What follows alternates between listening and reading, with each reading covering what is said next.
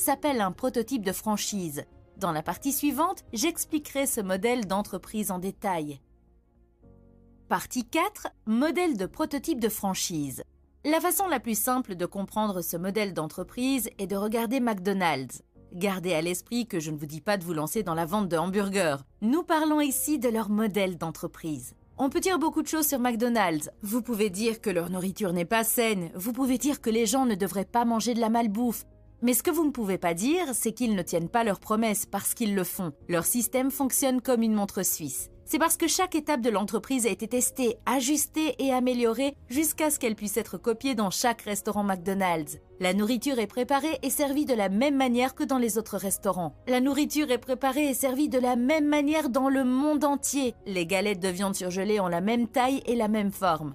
Les cornichons sont placés sur les petits pains selon le même schéma afin qu'ils ne glissent pas du sandwich. Les frites sont maintenues au chaud pendant 7 minutes avant d'être détrempées et les plats sont servis aux clients en 60 secondes ou moins. En fait, chaque problème a été étudié, documenté et systématisé de telle sorte que n'importe quel jeune de 18 ans puisse faire le travail. Comment créer un tel système dans votre entreprise? Tout d'abord, vous devez changer votre point de vue sur ce qu'est une entreprise.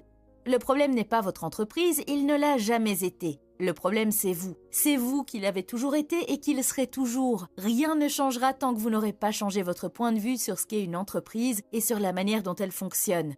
Deuxièmement, chaque jour doit être consacré à travailler sur votre entreprise et non dans votre entreprise. Voyez votre entreprise comme un produit sur une étagère. Voyez-la comme une machine dont les pièces sont reliées entre elles et posez-vous la question: comment faire en sorte que mon entreprise fonctionne sans moi? Comment faire en sorte que mes collaborateurs travaillent sans que j'intervienne en permanence?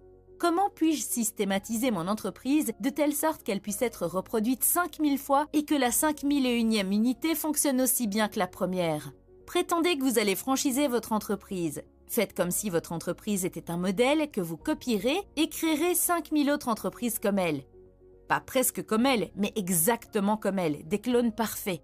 Après avoir posé toutes ces questions, vous vous rendrez compte que vous devez créer des systèmes pour tout. Vous devez créer une entreprise qui dépend d'un système et non d'une personne. Si le succès de votre entreprise dépend de l'embauche d'experts, il vous sera extrêmement difficile de réussir. Les experts sont difficiles à trouver et coûtent cher.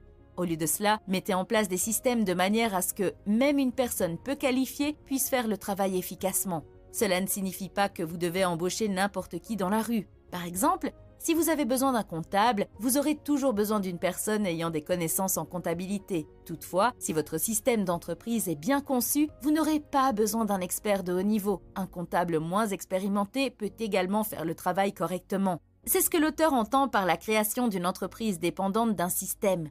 Pour créer une entreprise dépendante d'un système, vous avez besoin de listes de contrôle pour chaque tâche. Vous avez besoin d'un manuel sur comment faire avec des instructions étape par étape pour que n'importe qui puisse faire ce que vous faites. Je sais que cette partie est ennuyeuse et que je déteste la faire, mais elle est absolument nécessaire. Si vous sautez cette étape, vous perdrez beaucoup de temps et vous échouerez.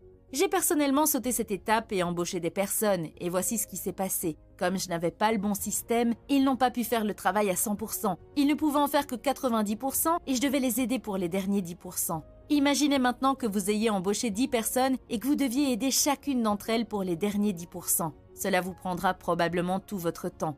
Encore une fois, j'ai commis cette erreur et j'ai vu d'autres personnes embaucher un grand nombre de personnes et les renvoyer peu